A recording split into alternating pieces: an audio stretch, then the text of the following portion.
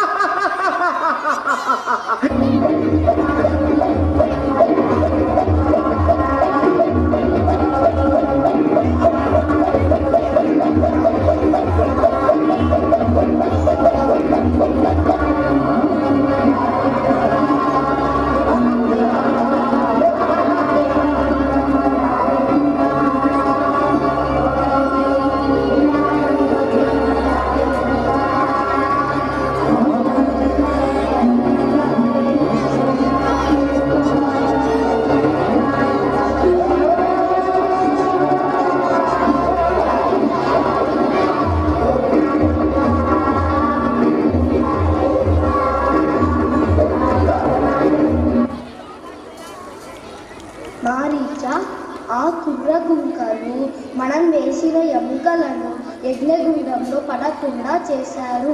అవును సుబాహు.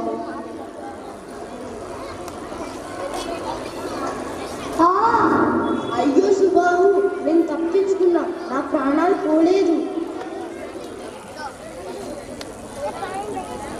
రామా, మేము సంకల్పించిన యాగం మీ సహకారంతో సఫలమైంది. మా ఆశీస్సులు ఎల్లవేళలా మీపై ఉంటాయి.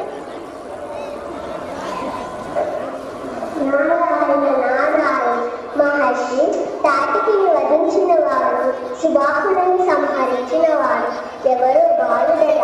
ఆ బాలుడు ఎవరో కాదు అయ్యా, దశరథ రాజకుమారుడు శ్రీరాముడు. నమస్కారం ముందుగా. నారాయణ నారాయణ, నమస్కారానికి ప్రతి నమస్కారం. ఆ మిథిలాపతి జనక మహారాజు తన తనయ సీత స్వయంవరం చాటించాడే. శివుని ఇల్లు పట్టగల ఆ వీరు ఎక్కడుంచారేమయ్యా? అక్కడికే మా ప్రయాణం. కళ్యాణమస్తు.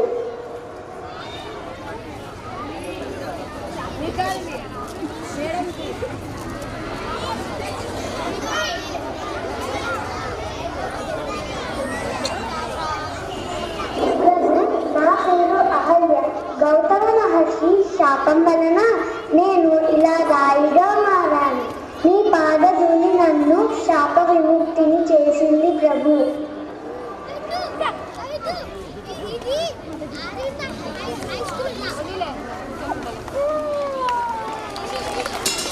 విద్యారానికి రాజైన జనక మహారాజు దగ్గర సకల సంపదలను మించిన జ్ఞాన సంపద కలిగిన వాడు. ఆ దంపతులకు సంతానం లేదు. దాంతో పుత్రేష్టి యాగం చేశాడు. యాగంలో భాగంగా భూమిని తానే స్వయంగా దున్నుతుండగా అప్పుడు ఒక బంగారు పెట్టె బయటపడింది. ఆ పెట్టెలో బంగారపు ఛాయని మించిన ఛాయతో పసిబిడ్డ దొరికింది. ఆ బిడ్డకు సీత అని పేరు పెట్టారు. ఒకనాడు సీత తన స్నేహితులతో ఆటలాడుచుండగా బంతి శివధనస్సు క్రిందకు వస్తే ఆ విల్లును చిటికెన వ్రేలుతో శివధనస్సును సునాయాసంగా ఎత్తి బంతిని తీసుకుంటుంది. అది చూసిన జనక మహారాజు తన స్వయంవరానికి ఆ శివధనస్సును ఎత్తి ఎక్కుపెట్టే యోధునికి సీతను ఇచ్చి వివాహం జరిపించాలని నిర్ణయించుకుంటాడు. మనమందరము జరగబోయే స్వయంవరాన్ని తిలకిద్దామా? మహర్షి, సూర్యచంద్రుల వలె దేదీప్యమాన్యంగా ప్రకాశిస్తున్న ఈ రాజకుమారులను. మహారాజా, వీరు అయోధ్య మహారాజైన దశరథ పుత్రుడు రామలక్ష్మణుడు. వీరి తాటికేనే రాక్షసుడు వారి సైన్యాన్ని అంతం చేసిన వీరుడు. మా ఆహ్వానాన్ని మన్నించి సీతా స్వయంవరానికి చేసిన రాజులందరికీ వందనం. నేను ఎవరిని శివధనస్సుని ఎత్తుతారో వారికి నా కుమార్తెను ఇచ్చి వివాహం జరిపిస్తాను. మీ ధైర్య సాహసాలను ప్రదర్శించండి.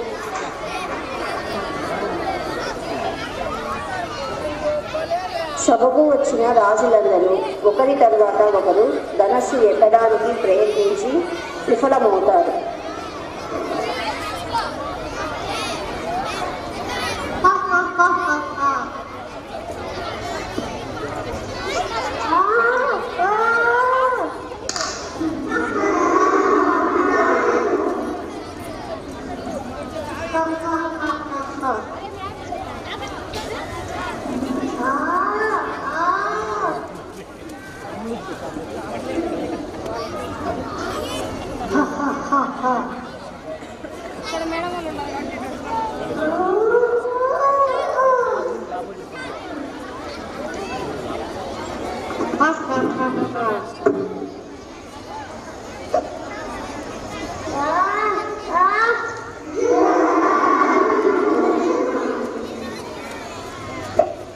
ఈ జనకుని శరణం చెల్లించే వీరులే లేరా?